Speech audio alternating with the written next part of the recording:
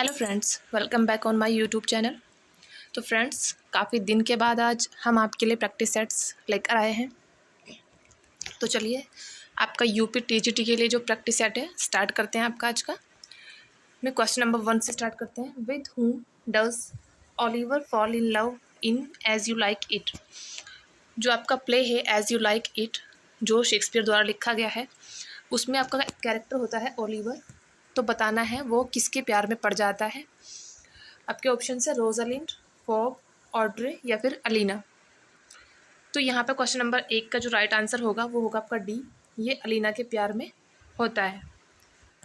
और जो आपकी एज यू लाइक इट है, ये आपकी एक पास्टोरल कॉमेडी है जो विलियम शेक्सपियर के द्वारा लिखी गई है। और ये इन्होंने जो है 1599 में इसको लिखा था और ये पब्लिश हुई थी 1623 में।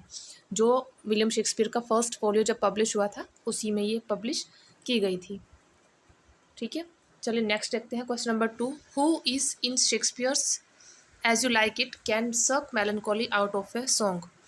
जो शेक्सपियर का प्ले है ये एज यू लाइक इट, इसमें suck melancholy out of a song किसको रेफर किया गया है यहाँ पे, मतलब एक मेलनकॉली मैन माना गया है। तो ये कौन थे? ये थे आपके जैक्स। जैक्स को जो है एक मेलनकॉली सक मेलनकॉली जो है इनको माना गया था। नेक्स्ट चलते हैं आपका question number 3। How does Rosalind respond to Orlando when he contends that he will die unless she returns his love in As You Like it.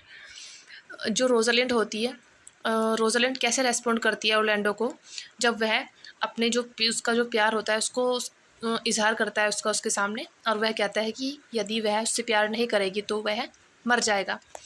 तो देखिए यहाँ क्वेश्चन नंबर जो 3 है, इसका राइट ऑप्शन जो हो जाएगा आपका डी होगा। She assures him that no man has ever died of love. वह उसको अश्योर करती है, उसको दिलासा दिलाती है कि कोई भी व्यक्ति आज तक प्यार से नहीं मरा है। ठीक है, तो आपके जो एज यू लाइक इट है, आपको भी बताया मैंने 1599 में जो है लिखी गई थी ये, और 1623 में इसको पब्लिश किया गया था, शेक्सपियर के द्वारा लिखी गई है। नेक्स्ट देखिए question number 4। The default d of Brutus is not our stars but in our selves that we are underlings. Who said this and in which play. तो ये लाइनें देखिए आपकी, द फॉल्ट की जो दोष है डियर ब्रूटस, वो नॉट इन अवर स्टार्स मतलब हमारे सितारों में नहीं है, बट इन अवर सेल्स हमारे खुद के ही अंदर है, दैट वी आर अंडरलिंग्स कि हम इनके अधीन है। इसलिए जो who said this and in which play, इसमें पूछा गया है कि ये लाइनें किसने कही है और कौन से प्ले में कही है। तो देखिए जो लाइनें हैं आपकी, ये आपकी कैशियस ने कही थी जूलियस सीजर में, और जूलियस सीजर जो है एक ट्रेजेडी है जो शेक्सपियर के द्वारा लिखी गई थी, और ये इन्होंने 1599 में ही लिखी थी इसको। और जो आपकी लाइनें हैं आपकी एक्ट फर्स्ट और सीन जो है आपका थर्ड होता है, सीन थर्ड में ये लाइनें जो है बोली गई हैं, और ये कैशियस बोलता है जूलियस सीजर से। ठीक है, क्वेश्चन नंबर 5 देखिए। Which of the following books marks the beginning of Shakespeare success. इनमें से कौन सी बुक है जो शेक्सपियर की जो सक्सेस थी उसकी शुरुआत जो है करती है, मतलब उसको मार्क्स किया गया है शेक्सपियर की सक्सेस के लिए। तो देखिए कौन सी है, love syllabus lost, the merchant of Venice, Venus and Adonis या फिर सोनेट्स। कौन सी थी? तो यहाँ पर जो राइट ऑप्शन होगा आपका सी हो जाएगा। वीनस एंड एडोनिस को जो है इनकी सक्सेस का जो स्रोत है, यानी कि सक्सेस का जो मीडियम था माना गया है। ओके, क्वेश्चन नंबर 5 का आपका सी ऑप्शन करेक्ट हो जाएगा यहाँ पे। और जो आपकी वीनस एंड एडोनिस है, ये 1593 में जो है लिखी गई थी, और ये एक नैरेटिव पोएम है जिसको इन्होंने पब्लिश किया था फिर 1593 में ही। और ये पोएम जो है हमें वीनस की एक स्टोरी के बारे में बताती है, and the goddess of love end of her attempted seduction of Adonis. Means Adonis को जो है ये सेडक्शन करती है, मतलब उसको उकसाती है, जो एक बहुत ही एक्सट्रीमली हैंडसम यंग मैन होता है और वो उसको शिकार करना पसंद होता है। ठीक है, और जो ये पोएम एक पास्टोरल है, पास्टोरल पोएम है ये एक, और कॉमिक एंड ट्रेजिक है। ठीक है, और ये आपको पता ही है कि शेक्सपियर के द्वारा लिखी गई है। तो चलिए नेक्स्ट क्वेश्चन देखते हैं आपका, question number 6। Wordsworth lived for 50 years among the. Wordsworth जो है 50 ईयर्स जो थे रहे थे, कहाँ पर रहे थे वो आपको बताना है। कुम्बरलैंड डेल्स मैन, एल्फॉक्सटन विलेजर्स, हॉकशेट कंट्रीमैन, या फिर फ्रेंच रेवोल्यूशनिस्ट। यहाँ पे आपका जो राइट ऑप्शन होगा क्वेश्चन नंबर 6 में वो हो जाएगा आपका ए, कुम्बरलैंड डेल्समैन के बीच में। ये आप 50 ईयर्स तक जो थे रहे थे लास्ट में। आपके जो विलियम वर्ड्सवर्थ थे, इनका बर्थ हुआ था आपका 7 अप्रैल 1770 में, और उनकी डेथ जो थी 23 अप्रैल 1850 में हो गई थी। ओके। और ये एक आपके रोमांटिक एज के पोएट थे जिन्होंने सैमुअल टेलर कोलरिज, जो एस.टी. कोलरिज जिनको कहा जाता है, उनकी हेल्प से इन्होंने रोमांटिक एज में जो है एक, आपको पता है, इन्होंने लिरिकल बैलेट्स को पब्लिश किया था। इन दोनों का जॉइंट पब्लिकेशन था ये, जो आया था 1798 में, और इसी से जो है आपका रोमांटिक एज की शुरुआत मानी जाती है। नेक्स्ट देखिए आपका, one of the following is not written by Wordsworth. यहाँ पे आपको बताना है कि इनमें से 3 पोएट जो है, 3 पोएम जो है वो आपकी विलियम वर्ड्सवर्थ की है और एक इनमें से नहीं लिखी गई है उनके द्वारा। तो बतानी है कि कौन सी नहीं है वो। देखिए माइकल जो है, ये भी आपकी विलियम वर्ड्सवर्थ के द्वारा लिखी गई है। माइकल इन्होंने लिखी थी 1800 में, 1800 में इन्होंने माइकल को लिखा था। फिर है आपका रिसोल्यूशन एंड इंडिपेंडेंस, ये भी आपकी विलियम वर्ड्सवर्थ की ही एक पोएम है, जो इन्होंने 1802 में, एक लिरिक पोएम थी इनकी, 1802 में इसको इन्होंने लिखा था। फिर आपकी इट इज़ ए ब्यूटियस इवनिंग, और ये भी आपकी वर्ड्सवर्थ की ही है, सोनेट है इनका ये भी एक, और जो 1802 में लिखा गया था। आपकी लास्ट द मे क्वीन इनके द्वारा नहीं लिखी गई है, ये आपके एल्फ्रेड लॉर्ड टेनिसन जो थे उनकी द्वारा लिखी गई थी। तो फ्रेंड्स, जो लोग चैनल पर नए हैं प्लीज़ चैनल को सब्सक्राइब कर दें और वीडियो को लाइक ज़रूर कर दें। क्वेश्चन नंबर 8 देखिए, वर्ड्सवर्थ लर्न दैट वर्स में build a princely throne on humble truth from. Wordsworth ने किससे सीखा था ये आपको बताना है। तो क्वेश्चन नंबर 8 का जो राइट ऑप्शन हो जाएगा वो होगा आपका बी, रॉबर्ट बर्न्स से इन्होंने लाइनें जो है सीखी थी। क्वेश्चन नंबर 9 देखिए, in his quest for true significance of life on it's simpler level Wordsworth resembles. तो क्वेश्चन नंबर 9 देखिए आपका, इसमें राइट ऑप्शन बताना है क्या है आपका।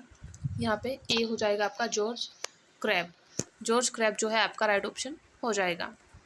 क्वेश्चन नंबर 10 देखते हैं, the excursion dated 1814 marks the beginning of. जो आपकी एक्सकर्शन थी ये 1814 में आपकी जो है पब्लिश हुई थी, और इसको एक चीज़ की शुरुआत माना जाता है। तो ये बताना है कि किस चीज़ की शुरुआत इसको माना जाता था। सबसे पहले तो आपको पता होना चाहिए कि द एक्सकर्शन जो है विलियम वर्ड्सवर्थ के द्वारा लिखी गई थी। देखिए यहाँ इसका जो राइट ऑप्शन होगा आपका वो हो जाएगा आपका B, the decline of Wordsworth poetic genius. जो वर्ड्सवर्थ थे इनकी जो पोएटिक जीनियस थी, मतलब काव्यात्मक जो बुद्धिमत्ता थी इनकी, उसका जो डेक्लाइन था, इनका जो पतन था वो स्टार्ट हो गया था यहाँ से। ठीक है, इसके डेक्लाइन को माना जाता है इससे। नेक्स्ट देखिए आपका एक पैसेज दिया गया है जिसको आपको रीड करके आंसर्स करने हैं क्वेश्चंस के। तो आप इसका स्क्रीनशॉट भी ले सकते हैं, आप एक बार पैराग्राफ को रीड कर लें और क्वेश्चंस के आंसर मैं आपको बता देती हूँ, आप मैच कर सकते हैं। अदरवाइज़ आप वीडियो को पॉज करके भी क्वेश्चंस को रीड कर सकते हैं एक बार। देखिए क्वेश्चन नंबर 11 दिया गया है आपका, Major Gogoi has been awarded commendation bye.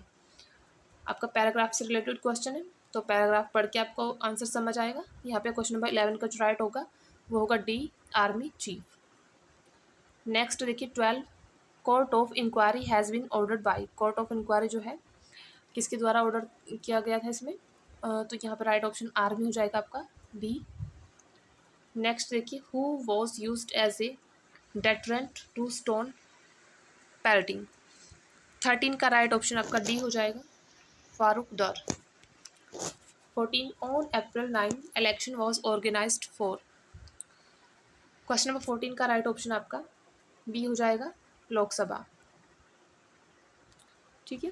15 देखिए, राष्ट्रीय राइफल्स इज पार्ट ऑफ। राष्ट्रीय राइफल जो है किसका पार्ट थी, तो यहाँ 15 का राइट ऑप्शन रहेगा सी, इंडियन आर्मी। ओके, तो आपके जो आपके पैराग्राफ से रिलेटेड क्वेश्चंस थे वो आपके हो चुके हैं। नेक्स्ट देखिए आपका वर्ड मीनिंग्स दिए गए हैं कुछ, इसमें से आपको देखिए क्या करना है। 16 से 25 तक choose the word nearest in meaning to the given word. इसके नियरेस्ट जो वर्ड है आपको छाटना है, यानी कि एक तरह से आपको सिनोनिम बताना है वर्ड का। वर्ड दिया गया है आपका फ्रेगमेंट। फ्रेगमेंट का मीनिंग क्या होता है, सबसे पहले तो आपको इसका मीनिंग पता होना चाहिए। फ्रेगमेंट का मीन्स होता है आपका टुकड़ा या फिर किसी चीज़ का अंश, फ्रेगमेंट बोलते हैं उसको। और इसका यहाँ पर राइट ऑप्शन जो होगा वो हो जाएगा डी, यानी कि स्क्रैप। स्क्रैप जो है इसको भी टुकड़ा या किसी चीज़ का भाग बोलते हैं। देखिए इसके अलावा भी आपके 3 ऑप्शंस और दिए गए हैं। देखिए डिससेक्शन। डिससेक्शन का मीन्स होता है विच्छेदन, किसी चीज़ से अलग कर देना या फिर किसी चीज़ की चीर फाड़। ठीक है, एक है आपका क्रम्बल। क्रम्बल का मीन्स क्या होता है, कमज़ोर पड़ना या फिर टुकड़े हो जाना किसी चीज़ की, उसको बोलते हैं आप क्रम्बल। कट तो आपको पता ही है, कट मीन्स होता है काटना। नेक्स्ट देखिए क्वेश्चन नंबर 17 दिया गया है कैच। कैच का मीन्स होता है आपका फेरी लगाना या फिर होता है भीख मांगना। ठीक है, भीख मांगना, फेरी लगाना या फिर भीख मांगना। और इसका आपका राइट सिनोनिम जो हो जाएगा इसके नियरेस्ट हो जाएगा आपका bag, BEG bag, right option हो जाएगा आपका। देखिए हाइड मीन्स आपको पता ही है छिपना। और बीकर, बीकर दिया गया है। बीकर का मीन्स होता है कलह करना या फिर झगड़ा करना, कलह या फिर झगड़ा आप इसको कहते हैं। फिर आपका इम्प्रिजन। इम्प्रिजन तो आपको पता ही होगा, जेल को बोलते हैं। ओके, नेक्स्ट देखिए टायरनी। टायरनी का मीन्स क्या होता है, टायरनी का मीन्स होता है आपका अत्याचार, किसी पे अत्याचार करना या फिर किसी के साथ अन्याय करना। ठीक है, उसको बोलते हैं आप टायरनी। और यहाँ पर इसका जो सिनोनिम हो जाएगा वो हो जाएगा आपका क्रुएलिटी, यानी कि option number D. Question number 18 में आपका डी ऑप्शन राइट हो जाएगा। क्रुएलिटी को बोलते हैं निर्दयता बोल सकते हैं आप, या फिर अन्याय या अत्याचार। ठीक है, सेम चीज़ होती है। पावर तो आपको पता ही है, किसी चीज़ की शक्ति। ठीक है, मैडनेस आपका, मैडनेस बोलते हैं पागलपन को। और मिसरूल, मिसरूल कहते हैं कुशासन या फिर मतलब जो अच्छा शासन ना करे उसको आप मिसरूल कह सकते हैं। 19 क्वेश्चन देखते हैं। ओस्टेंटेशियस। ओस्टेंटेशियस का मीन क्या होता है आपका, ओस्टेंटेशियस बोलते हैं दिखावटी या फिर कह सकते हैं आप भड़कीला। ठीक है, भड़कीला भी इसको कह सकते हैं। और यहाँ पर इसका राइट ऑप्शन जो हो जाएगा, इनके सिनोनिम आपको बताना है तो मीन्स होगा आपका शोवी। शोवी, सी ऑप्शन जो है राइट हो जाएगा ओस्टेंटेशियस का। शोवी भी इसको ही बोलते हैं। प्रेटी दिया गया। प्रेटी का मीन्स होता है आपका सुंदर या शानदार। ठीक है, मोडेस्ट, शालीन या फिर विनम्र इसको कह सकते हैं आप, विनम्र। ओके, एक दिया गया आपका फ्लैग्रेंट। फ्लैग्रेंट का मीनिंग क्या होता है, अपमानजनक या फिर घोर निंदनीय, किसी की निंदा करना, फ्लैग्रेंट उसको कहते हैं। नेक्स्ट दिया गया है आपका नेबुलस। नेबुलस, नेबुलस का मीनिंग क्या होता है, नेबुलस का मीन्स होता है आपका अस्पष्ट। ठीक है, अस्पष्ट बोलते हैं आपका नेबुलस को। और इसका जो यहाँ पर सिनोनिम हो जाएगा वो होगा वेग, बी ऑप्शन यहाँ पे करेक्ट हो जाएगा। ठीक है, टीनी आपको पता ही हो, छोटा, इनसिग्निफिकेंट यानी कि अमहत्वपूर्ण, या फिर मामूली जो होता है उसको बोलते हैं इनसिग्निफिकेंट, जो महत्वपूर्ण ना हो। सिग्निफिकेंट आपको पता होगा कि महत्वपूर्ण को बोलते हैं, और इन लग के उसका अपोजिट हो जाता है, यानी कि जो महत्वपूर्ण ना हो उसको मामूली भी आप कह सकते हैं। डी ऑप्शन देखिए इनएडिक्वेट। इनएडिक्वेट कहते हैं अपर्याप्त या फिर अयोग्य जो हो उसको बोलते हैं इनएडिक्वेट। नेक्स्ट देखते हैं प्रोमिसियस।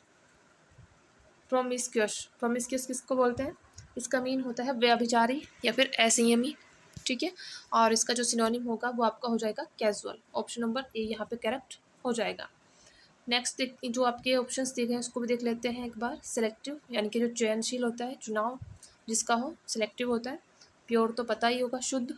और डिस्क्रिमिनेट, डिस्क्रिमिनेट कहते हैं अंतर करना या फिर भेद करना किसी चीज़ में। नेक्स्ट देखिए आपका वर्चूजो। वर्चूजो किसको कहते हैं, वर्चूजो मीन्स होता है एक तरह से आपका कला प्रवीण व्यक्ति, यानी कि जो हर चीज़ में कुशल हो उसको बोलते हैं। और यहाँ पे इसका ऑप्शन जो है चैम्पियन, सिनोनिम के रूप में इसका करेक्ट हो जाएगा। चैम्पियन और वर्चूजो सेम मीनिंग होते हैं इनके। ठीक है, पैरासाइट, परजीवी यानी कि जो किसी दूसरे पर निर्भर हो उसको बोलते हैं पैरासाइट। प्रोफेशनल और टेंट इजी वर्ड है, आप खुद इसके कमेंट सेक्शन में आप बता सकते हैं कि इसका मीनिंग क्या होता है। नेक्स्ट देखिए सिक्योर। सिक्योर किसको कहते हैं, सिक्योर का मीन्स होता है सुरक्षित करना किसी चीज़ को। ठीक है, वो होता है आपका सिक्योर। सीक्रेट, और सीक्रेट जो होता है आपका रहस्य होता है। सेफ यानी कि सुरक्षित। ओके। कंफर्टेबल, कंफर्टेबल आपको पता है जो आरामदायक हो। और इंडिपेंडेंट, इंडिपेंडेंट का मीन्स होता है निर्भर। ओके। तो यहाँ पर आपका जो राइट ऑप्शन हो जाएगा सिक्योर का, वो हो जाएगा आपका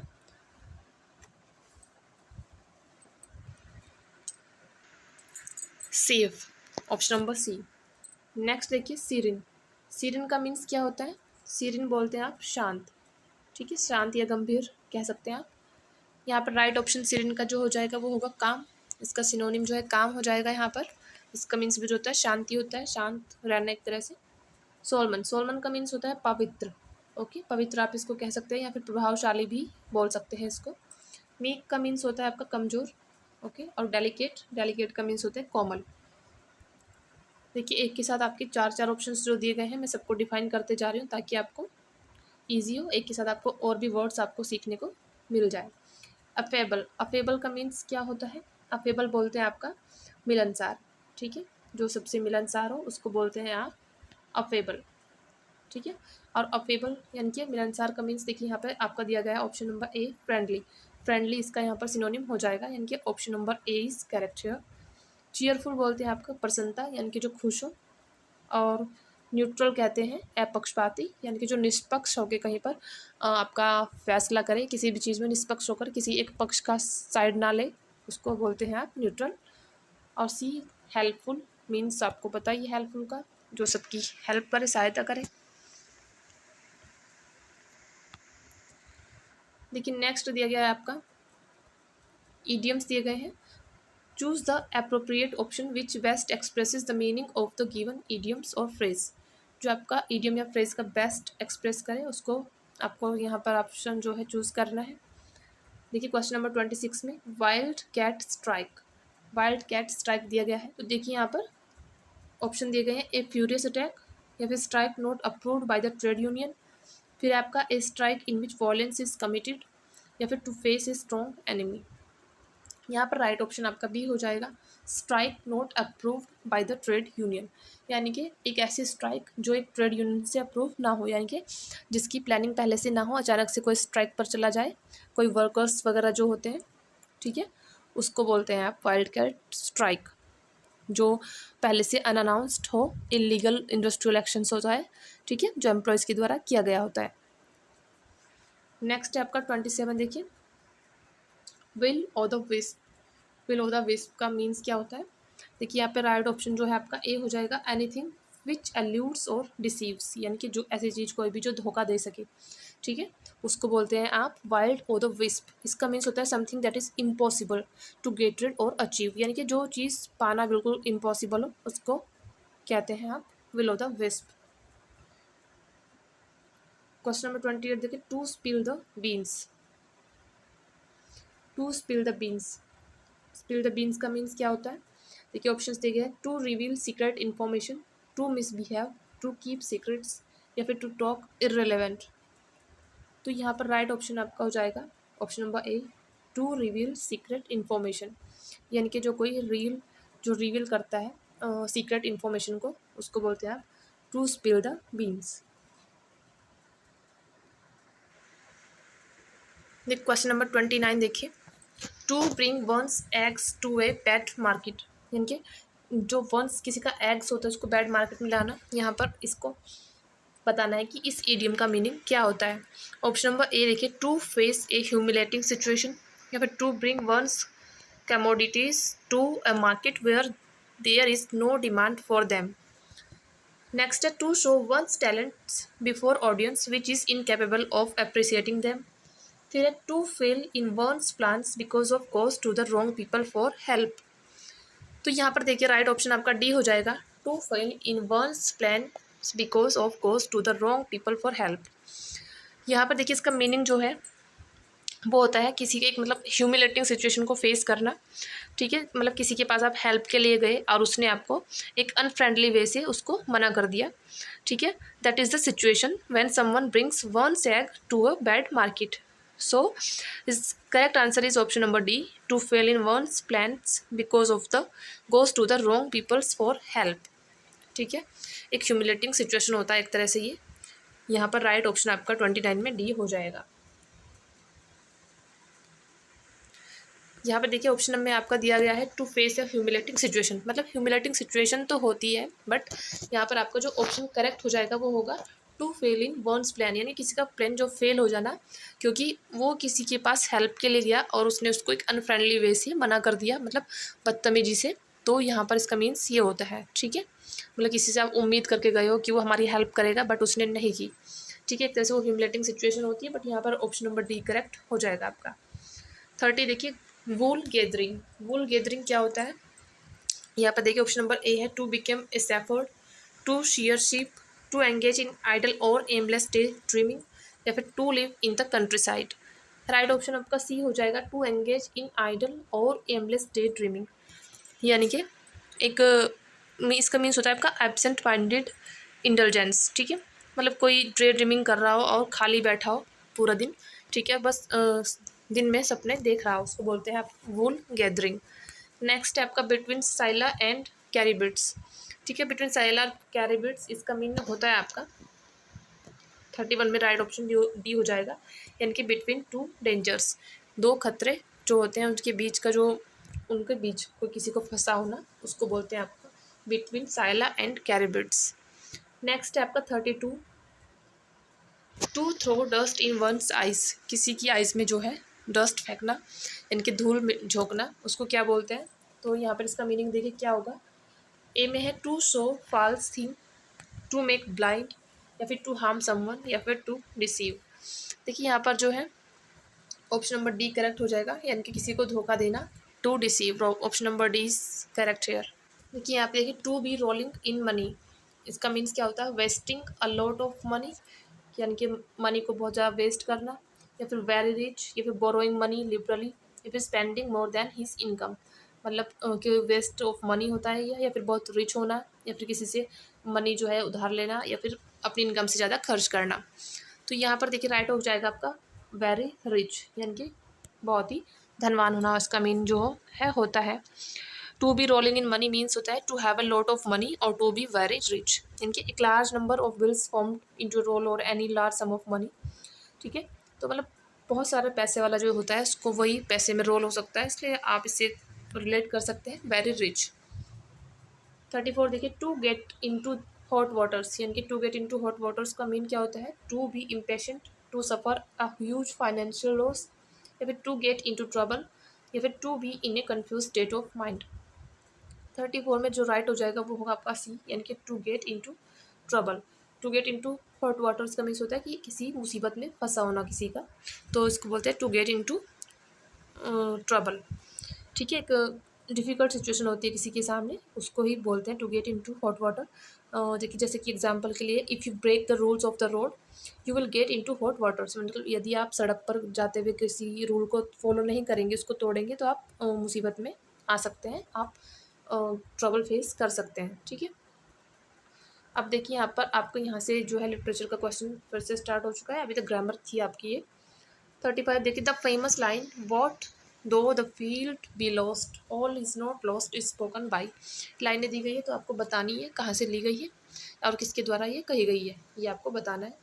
तो यहाँ पर 35 में जो राइट ऑप्शन होगा वो आपका हो जाएगा सी, सैटन के द्वारा ये जो लाइनें हैं बोली गई हैं। और जो सैटन है आपका कैरेक्टर कहाँ पे प्रेजेंट हुआ है, पैराडाइज लॉस्ट में।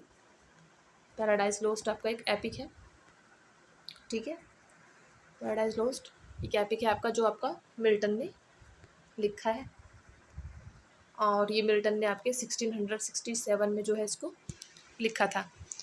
ये एक प्लैंक वर्स में लिखा गया एपिक है, ठीक है। 35 का जो राइट ऑप्शन हो जाएगा आपका वो हो जाएगा आपका सी। नेक्स्ट देखिए आपका 36 Milton begins paradise lost book first with, Milton जो है बिगिन करता है पैराडाइज लॉस्ट की बुक फर्स्ट को किसके साथ, इनके लामेंट से करता है, इन्वोकेशन से, सॉलिलोक्यू से, या फिर रिफ्रेन से। ये आपकी पोएटिक डिवाइसेस दी गई है यहाँ पर कुछ। तो यहाँ पर जो पैराडाइज लॉस्ट बुक है आपकी मिल्टन के द्वारा लिखी गई है, तो ये आपका इन्वोकेशन से स्टार्ट होती है, यानी कि जब मिल्टन इसको स्टार्ट करते हैं तो एक इन्वोकेशन, मतलब इन्वोकेशन होता है किसी को, जो देवी होती है उसको इन्वोक करना, उसका आह्वान करना। ठीक है, ये एक इनकी आउटस्टैंडिंग क्रिएशन थी जॉन मिल्टन की इंग्लिश लिटरेचर की हिस्ट्री में। ठीक है, ये जो फर्स्ट 26 लाइन्स थी इस एपिक की, वह एक इन्वोकेशन पार्ट होता है। और इन्वोकेशन जो होती है वो फॉर्मल प्रेयर होती है एक म्यूजिक की, फॉर इंस्पिरेशन, मतलब जो प्रेरणा के लिए होती है, हेल्प के लिए और या फिर गाइडेंस के लिए। ठीक है, उसको बोलते हैं आप इन्वोकेशन। तो ये इससे स्टार्ट होती है। नेक्स्ट क्वेश्चन देखिए 37, the word that completes the famous lines better to reign in hell than serve in dash is. तो ये लाइनें दी गई, इसको आपको कंप्लीट करना है। बहुत ही फेमस लाइनें हैं। बेटर टू रेल in hell than serve in haven.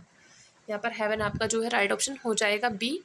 यानी कि यहाँ सैटर्न के द्वारा ये लाइनें कही गई थी पैराडाइज लॉस्ट में कि हेल में, इनके नर्क में शासन करना बेहतर है स्वर्ग में सेवा करने से। यानी कि अगर आप स्वर्ग में सेवा करोगे तो उससे बेहतर है कि आप नर्क में शासन करो। नेक्स्ट देखिए 38, by what age had Milton became totally blind. मतलब किस एज में जो थे मिल्टन वो आपके टोटली ब्लाइंड हो जाते हैं, बिल्कुल अंधे हो जाते हैं ये मिल्टन जो थे। तो देखिए जो मिल्टन थे आपके 1608 में इनका बर्थ हुआ था एंड 1674 में इनकी डेथ हो गई थी मिल्टन की। ये एक 17th सेंचुरी के जो है पोएट थे। ओके, और इनकी जो आई साइट थी वो 44 की एज में ये बिल्कुल टोटली ब्लाइंड हो चुके थे 1652 में। जब ये 44 के थे तब ये टोटली ब्लाइंड हो गए थे। ठीक है, नेक्स्ट देखिए what kind of work is Samson agonist. Samson agonist जो है वो किस तरह का वर्क है आपका, तो ये आपका देखिए verse play, epic, lyrical drama या फिर शॉर्ट स्टोरी। सैमसन एगोनिस्ट जो है आपका, ये आपका वर्स प्ले है एक। ठीक है, वर्स प्ले, और इसको मिल्टन ने लिखा है इसको भी। ठीक है, मिल्टन के द्वारा लिखा गया है आपका सैमसन एगोनिस्ट, और एक वर्स प्ले है। ये मिल्टन का जो पैराडाइज रिगेंट इन्होंने एक लिखा था, पैराडाइज रिगेंट आया था इनका 1671 में, उसके साथ ही ये भी अपीयर हुआ था, दोनों साथ साथ आए थे सैमसन एगोनिस्ट और जो पैराडाइज रिगेंट। ठीक है, और ये जो है माना जाता है उनका ग्रेटेस्ट इंग्लिश ड्रामा, जो आपका ग्रीक मॉडल पर बेस्ड था, और इसको एक क्लोजेट ट्रेजेडी के नाम से भी जान जाते हैं। ठीक है, इसको क्लोजेट ड्रामा भी कहते हैं। क्लोजेट ड्रामा क्या होता था, ये स्टेज पर परफॉर्म नहीं किया जाता था, इसको सिर्फ रीडर्स के रीड करने के लिए होता था। ठीक है, ये कभी भी एक्ट नहीं होता था, उस पर स्टेज पे परफॉर्म नहीं किया जाता था, इसको सिर्फ पढ़ने के लिए लिखा जाता था। ठीक है, नेक्स्ट देखिए 40, in which year Milton's Lycidas was written. Milton का जो लिसिदास था वो कौन से ईयर में लिखा गया था, तो देखिए 1638, 1632, 1637 या फिर 1636।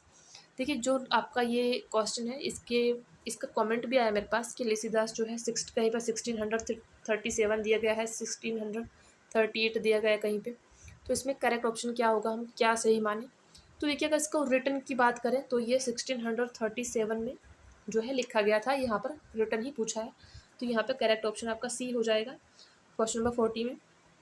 ठीक है, बट इसकी अगर पब्लिकेशन की बात करें तो ये पब्लिश हुआ था 1638 में, इसलिए इस आपकी 2 डेट दे के रखते हैं वो। ठीक है, इसलिए यहाँ पर रिटन की बात पूछी गई है तो 1637 राइट होगा, बट अगर पब्लिकेशन आए तो ये 1638 में हुआ था।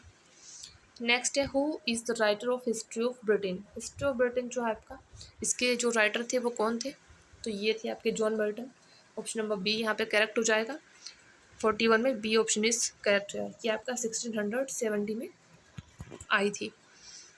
नेक्स्ट देखिए choose the correct name of the punctuation mark of the sentence given below in brackets. ठीक है, इसको बताना है कि क्या कहा जाता है, God made the country and man the town. जो आपका दिया गया है इसको क्या बोलते हैं ब्रैकेट में, तो इसको बोलते हैं आप semicolon. Option number B is correct hair.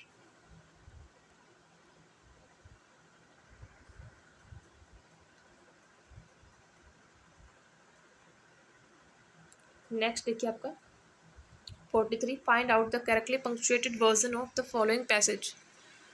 Punctuated version आपको चूज करना है यहाँ पे इसका।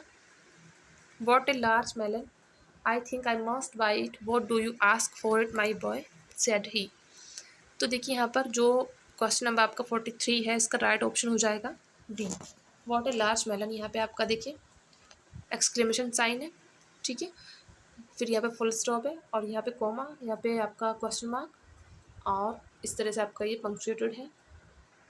नेक्स्ट देखिए आपका 44 से 46 भी आपको करेक्टली पंक्चुएटेड सेंटेंसेस जो है चूज करने हैं। Speak clearly if you would be understood, ठीक है, speak clearly if you would be understood. तो 44 में जो करेक्ट ऑप्शन हो जाएगा वो होगा आपका बी, ये आपका करेक्टली पंक्चुएटेड है, इसको आप एक बार देख लें सही से, ठीक है। नेक्स्ट है आपका 45, wealth may seek us but wisdom must be sought. 45 में आपका करेक्ट ऑप्शन ए हो जाएगा, वेल्थ मे सीक अस, यहाँ पे comma, but wisdom must be sought, यहाँ पे कॉमा आपको यूज़ करना है इसमें।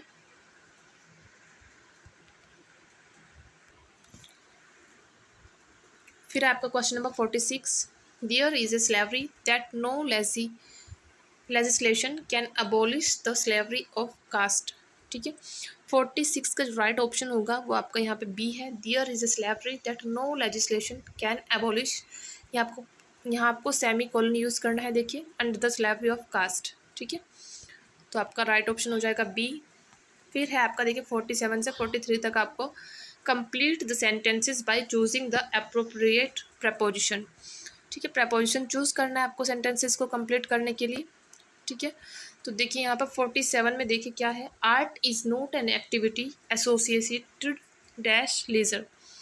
आर्ट जो है ये एक ऐसी एक्टिविटी नहीं है जो आपको एसोसिएटेड हो किसके साथ, खालीपन या मतलब फुर्सत में कोई बैठा हो और आर्ट कर ले, तो ये उसका काम नहीं है, ठीक है। इसलिए यहाँ पर आपका जो एसोसिएटेड दिया गया है इसके साथ आपकी वर्ब जो प्रपोजिशन फॉलो होती है वो होती है विद। बी ऑप्शन यहाँ पे करेक्ट हो जाएगा, एसोसिएटेड विद लीजर, ठीक है। फिर है आपका 48, these observations do not confirm dash any law. Confirm के साथ हमेशा आपको टू फॉलो करते हैं, ठीक है। ऑप्शन नंबर सी यहाँ पे करेक्ट हो जाएगा, देखिए, टू एनी लॉ। जो ऑब्जर्वेशन है वो जो है कंफर्म नहीं करते किसी भी लॉ को, ठीक है। 49 देखिए, she was hiding the table, she was hiding the table, ठीक है। यहाँ पर आपको फिल करनी है प्रपोजिशन ऑन, अबाउ, टू या फिर अंडर। देखिए यहाँ पर टेबल दिया गया है तो उस मतलब जो शी वॉज हाइडिंग वो छिपी हुई थी टेबल के नीचे, तो देखिए यहाँ पर अबाउ क्या होता है, ऊपर होता है, ऑन टेबल पर, छिपी तो ऊपर तो हो नहीं सकती, टू यहाँ पे आपका बिल्कुल करेक्ट नहीं है, ठीक है। अबोव ऊपर, ऊपर मतलब किसी की, अबोव किसी के ऊपर से मतलब सर के ऊपर से अगर किसी के जा रहा हो तो किसी सरफेस पर टिका हो किसी के, तो वहाँ पर आप ऑन यूज़ करते हैं। किसी की सरफेस पर अगर यहाँ पर कोई बैठा हो, बिल्ली, कुत्ता, कोई भी टेबल पर, तो आप इसको बोल सकते हैं ऑन। बट अगर यहाँ पर जैसे ये टेबल है उसके ऊपर मतलब यहाँ से एरोप्लेन जा रहा है, ठीक है, उसको बोलते हैं आप अबोव। बट अंडर जो होता है आपका सरफेस मतलब नीचे हो किसी चीज़ के, तो टेबल, अंडर द टेबल यहाँ पर आप यूज़ करेंगे इसको, she was hiding under the table. Next देखिए आपका, we get out dash life just what we put into it. मतलब वी गेट आउट यहाँ पे आप यूज़ करेंगे of, option number C is correct here, we get out of life just what we put into it, यानी कि हम जीवन से वही चीज़ पाते हैं जो हम इसमें डालते हैं, ठीक है। कहते हैं कि जैसा कर्म वैसा ही फल, जैसा बोओगे फिर वैसा ही काटोगे, तो इसलिए यहाँ पर आप यह देखिए आउट ऑफ, यहाँ पर आप आउट ऑफ यूज़ करेंगे, तो आपका ऑप्शन नंबर करेक्ट हो जाएगा। देखिए यहाँ पर 50 तक क्वेश्चन आपके कंप्लीट हो चुके हैं। नेक्स्ट पार्ट में, नेक्स्ट वीडियो में हम इसका नेक्स्ट पार्ट लेकर आएंगे, ठीक है। तो जो लोग भी चैनल पर नए हैं वो प्लीज़ चैनल को सब्सक्राइब ज़रूर कर लें और वीडियो को लाइक एंड शेयर ज़रूर करें। तो मिलते हैं आपसे नेक्स्ट वीडियो में।